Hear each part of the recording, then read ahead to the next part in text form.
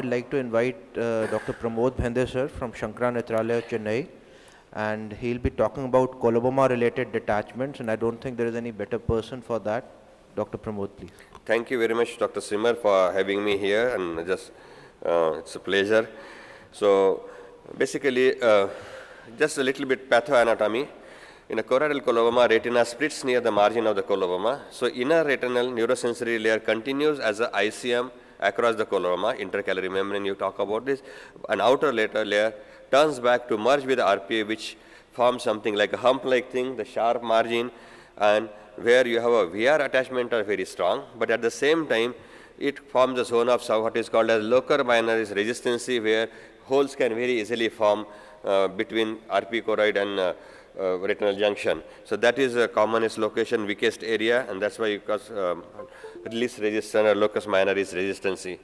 So these eyes are a little bit different because very high incidence of detachment, and detachment and location of break, they do not follow classic whatever rules are taught to us by Linkoff and Shippen. Principles of retinal detachment management cannot be applied here, and you need to differentiate where you are dealing with a coloboma related detachment or coloboma associated detachments. So we'll come to that in few minutes. So when you look at a retinal breaks, you can have the breaks within the intercalary membrane, can have at a locus minoris resistancy, or have a peripheral break without having any break in the coloboma. And RD configuration depends on where the break is and combination of these things. So if you have only ICM break, probably you can have a detachment in ICM, and which is very common thing, but there is no other peripheral retinal detachments. So obviously you do not have to do in these eyes safely, you can wait and watch. Question of prophylactic laser probably we can discuss when later on if necessary during discussion. But if you have only peripheral break, now RD involves the normal retina and generally stops short of coloboma. So there is no continuation within the ICM or within the coloboma, and now these eyes behave exactly like what we have our conventional rheumatology detachment, and you can handle all principles like scleral buckling or vitrectomy depending on location of the break. Ignore the coloboma here, and this is one of the case where we did just scleral buckling and patient is doing very fine. So now you can have a peripheral break and break in a locus minoris resistancy. Now what have you have a detachment, the normal retina, and with variable ICM detachment, which spills over in a coloboma area, but you cannot see the demonstrable break probably in ICM, or generally break can be near the border of coloboma, which clinically impossible to locate. And these are the eyes need vitreous surgery. This is just our article from Dr. Gopal, first author, and you see the OCT we did, and it's showing the break in that ICM area here, which very well picked up on OCT and closure of the break after vitrectomy. Now the last one is ICM break and break at a locus minoris resistancy. You don't see any peripheral break, and this is a commonest combination what you see in coloboma detachment, where you have a ICM detachment which extend onto the normal retina to a variable degree, and there is no peripheral break seen, and these eyes definitely need vitrectomy. So coming to the surgery part, we all have conception that in coloboma you need a sclerotomy to be done anteriorly. These are microcornea, microphthalmus. But if only microcornea dealing with, in fact, looking at the other publication and your common sense situation, in fact, the distance between limbus and ora is much, much more, so that you can even do conventional 3.5 to 4 millimeter sclerotomy away from the limbus. So yes, we need to take some specific precaution. Whether to sacrifice lens or not, we need to decide about that, because generally lens is very hard and much, much larger compared to corneal size in these eyes, and very high risk of touching the lens. So when you make a sclerotomy, you ensure, and because with all of us I think sitting here are having a good experience with ROP, lens sparing vitrectomy, if a sclerotomy or while making your blade goes a little bit parallel to visual axis, most of the eyes we can save the lens in these cases. So, sorry. So as I said, lens can be almost a normal size, and we most of the time now prefer to leave lens behind, so I can be faking, because we all these eyes are young guys. So accommodation is very, very important. But once you decide to remove the lens, probably it depends on location of pathology and how anterior dissection needs to be. Yes, you keep in mind age can be very deceptive, lens can be extremely hard, and even sometimes 14-year, 15-year-old guy, you may need to do fragmentation. You may not be able to remove the lens with your conventional cutter. So what I do is sometimes these eyes try to retain the anterior capsule because invariably you are going to put a silicone oil, but quite some time you may not be able to save that, and particularly there's a risk of having a capsular fibrosis later on and sometimes persistent hypotony. So case to case you take a call accordingly. So coming to vitrectomy, need to debulk the vitreous, and most of the time again these eyes do not have PVD, and induction of PVD is extremely difficult. You have to be persistent, you have to keep on trying multiple attempts. There is a high risk of creating iatrogenic break, as you see here, and then while induction here you see now, and suddenly retina get caught into the port. So, and while pulling the vitreous, while separation, it adds on the tuck near the locus minoris resistancy, and that itself, your act itself and create a break at a locus minoris resistancy. Generally, there is no PVR in a primary cases. So, this I already covered. So, this is another iatrogenic break this case had. So, when you're doing a fluid air exchange, there is no need to suck the fluid from ICM break. You just be in a coloboma area, start fluid exchange. Generally, SRF drains to the breaks in a ICM coming into coloboma area, and most of the time retina flattens there. So, if there are peripheral breaks, you can even try to drain to the peripheral break, but if you're not, then you need not make any peripheral sclerotomy, retinotomy to drain. Fortunately, this eye had a peripheral break, which is iatrogenic in fact, so I could drain to that break and flatten the retina. So, and once retina is flattened, again, how to deal with a detached ICM? Usually we can leave it behind, even if it's taught, generally it does not cause much problem. Okay, but if you are really worried about, you can either give relaxing cut. There are a few reports dissecting out the ICM, but issue here is sometimes large blood vessel can be crossing across the ICM and coming back again on the normal retina. And if you cut those, obviously you are compromising the retinal circulation. So take care of those blood vessels before thinking about taking out ICM. So laser generally to the peripheral breaks to cover entire border of the coloboma, as you see here, and all around 360 degree, because ICM breaks sometimes difficult to recognize, and so it's better to seal that entire edge. And you have, if they are very close to the optic disc, probably red laser is better off than using conventional green laser.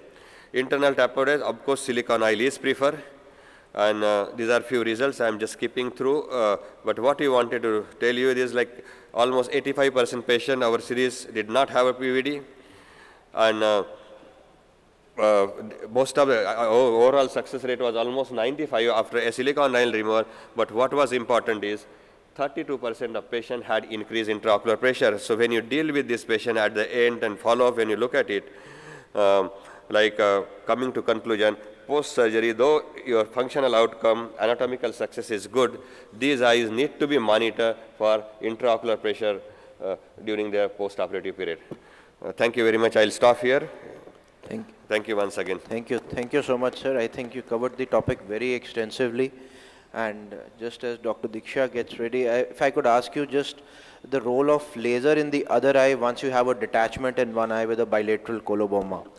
Would you do in all, or are there certain indications for you? Well, it's again a controversial topic. If you have a RD in one eye and other eye, coloboma is not involving disc and macula, yes, I would go ahead with laser.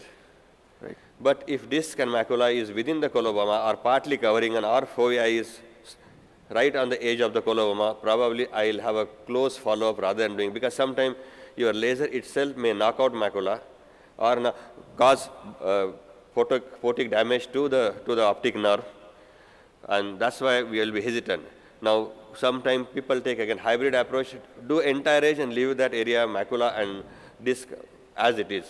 But that is taking chance, because you assume that break may be somewhere else and maybe hold it on. And exactly so it is there, then you miss it. But you take the chance. You feel maybe more secure that way. So that can, but if disc and macula is within the coloboma, I would prefer not to. Right. Thank you. Thank you so much, sir. Thank you. And now I'd request Dr. Diksha, who will be speaking on retinopathy of prematurity and ophthalmos-related retinal detachments, and ma'am has done some really challenging cases in both these indications. Dr. Diksha, please. Thank you, Simar, and thank you for the opportunity. So, most of the time when we treat timely, retinopathy of prematurity generally tends to have an excellent outcome. However, there may be cases where there is delayed presentation, most of the time due to lack of timely screening in our country. And this is where these children present with cases with stage 4A, 4B, and 5, where we need to operate them. Also, worsening fibrovascular organization despite treatment would be an indication now, considering an earlier approach. Apart from that, media opacities are another indication. The surgical approaches include scleral buckling, lens-sparing vitrectomy, and lensectomy vitrectomy. Scleral buckling, popularized by Dr. Michael Tracy, has a decent, significant anatomical success rates of around 70% for stage 4. However, the anisometropia that is induced often leads to poor visual acuity and often requires a second procedure, that is the buccal division. Lens sparing vitrectomy at this time is the most commonly performed surgery for ROP, whereas it started with the 2-port with an infusing light pipe by Dr. Michael Tracy. Most of us are currently doing the 3-port vitrectomy with either a 23, 25 or 27. I personally do most of my cases with the 27 gauge and some of them with the 25 gauge. We know the anatomical considerations of the premature infant eyes, wherein we know that the lens is globular, requires a larger space, and also the axial lens are smaller, so we need to go in almost parallel to the visual axis. As far as these sclerotomies are concerned, less than 6 months we have to remain within 1.5 millimeters. So generally 1 to 1.5. 6 to 12 months around 2 millimeters, and 1 to 2 years 2.5, and then 3. After 6 years we can go to 3.5 millimeters. The timing of surgery ideally should be when the vascular activity has regressed. However, some of that may not be possible, and then we need to sometimes use anti-VEGF as a preoperative adjunct before surgery, or even add on to supplemental razor. The preoperative considerations are the most important. Sometimes we have to decide for a bilateral sequential simultaneously surgery when both eyes are progressing. Major anesthesia concerns include hypoglycemia, hypothermia, apnea, anemia, and need for postoperative monitoring when we need to have an experienced surgical team. The basic principles will be, I'll be just showing in this surgical video.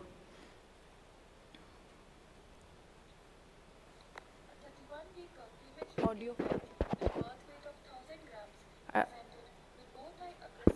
The audio. Can we have the audio, please?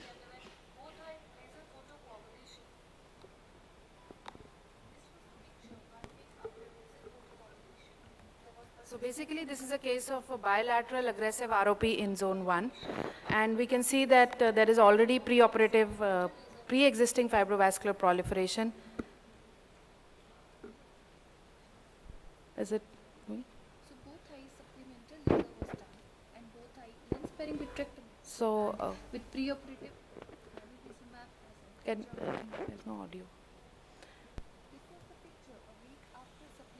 Laser and injection anti-VEGF, we can see that there is reduction of plus disease. However, there is persistence of fibrovascular proliferation along the arcades. We can see the basic setup for a 27 gauge lens sparing vitrectomy. The first important step is making of sclerotomies. Sclerotomy is made for infusion cannula 1.5 mm away from the limbus. Conjunctiva is slided and entry is made perpendicular to the visual axis while avoiding inadvertent injury to the crystalline lens. Similarly, 2 more sclerotomies are made for endolite and cutter.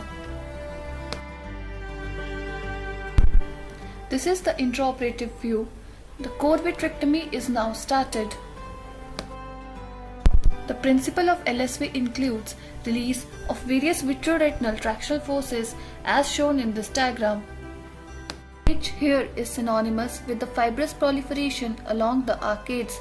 Here we can see that the adhesions between the ridge and the lens are being removed, followed by release of adhesions between the ridge and the periphery. Intraoperative OCT can be a useful adjunct in ROP surgery. It can help in identifying the membranes and can guide their removal. Triamcinolone acetonide is added to stain the posterior hyaloid. Even though the complete removal of posterior hyaloid may not be possible in these eyes, here an attempt is made to remove the hyaloid between the arcades, followed by fluid air exchange. Any residual peripheral vitreous can now be removed under air. Fluid air exchange also helps in tamponading the ports in case a sutureless vitrectomy is planned, as shown in this case. Now the cannulas are removed and the ports are left sutureless. This is the outcome at 2 months. We can see that there is reduction of plasticity and arcades are now free of traction. Sometimes we need to reduce the, we need to go in with shorter instruments, commercially available with Alcon, and there's a special pediatric set. However, we may have to do it ourselves, wherein what has been reported is use a silicone small segment to shorten the length by around 1 millimeter. We need to do different approaches. For example, this is a case of a stage 4B, wherein there is no space between the peripheral TRD and the lens, and then we need to go all nasal. This is a technique which has been published by Professor Dogra, and sir is in the audience. Herein we need to, what we do is all the 3 ports, including the infusion cannula, the cutter and the endolite, are placed nasally with the infusion cannula in the center, and then we proceed with the vitrectomy. The vitrectomy principles remain basically the same, I use triamcinolone more often nowadays because I've seen that there is always some amount of a partial separation of the hyaloid, and the triamcinolone helps us to identify that better. A complete PVD is not possible in most cases, but even a partial, especially at the posterior port, does help in improve the anatomical outcome, especially of the posterior pole. So it's the same case post-surgery. This is a small video of stage 5. I think we'll need to skip it because of the lack of time. The complications associated with lens peric, most commonly I've seen a vitreous hemorrhage. Most of the time it's going to resolve over next 4 to 6 weeks. After that we have cataract, as rarely and most dreaded is rhegmatogenous retinal detachment, endophthalmitis, glaucoma, and persistent retinal folds and retinal detachment. Coming on to ophthalmos, the overall incidence is around 4%, increases with the increase in the axial length. The challenges are the hypotony, choroidal detachment, Harb stria, scleral thickening, trabeculotomy brebs, glaucoma drainage devices, and the post-operative IOP control. The basic principles remain same, like for vitrectomies, especially the ones, I think Dr. Mohit, these are the type of cases that we see with ophthalmos. I don't know, we have time for this video. This is just one case I want to show, a one-eyed child, 5-year-old, who presented with a rhegmatogenous macula of retinal detachment. In the only seeing eye, she had undergone 5 previous surgeries, and this is a detachment. So just the steps. In this case, we did not do a pars plana vitrectomy. We wanted to do a scleral buckle, but how do we do it in the presence of a pre-existing glaucoma drainage device? So I think it was Dr. Sushmita who suggested that please don't remove this device, do something so that you can use that as a scleral buckle. So the most important step here was the ligation of the tube before the incision of the fibrous capsule, otherwise there is a risk of hypotony. After that, we just trimmed this Adi implant after excising the capsule and used this as a component of the scleral buckle along with the 277 tire and the 240 band. This is the post-operative outcome for this case. Thank you.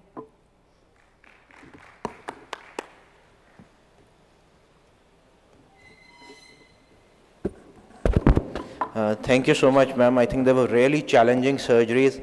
And if I could have a quick comment from Dr. Dogra, who's actually taught us everything and anything about ROP and ROP surgery. If I could have a quick comment from sir, please. Thank you very much, Diksha. It makes me feel proud. I can only say that. The type of surgery you are performing, all challenging cases, I think I have no comment but my best wishes. Keep on doing great work. That's it.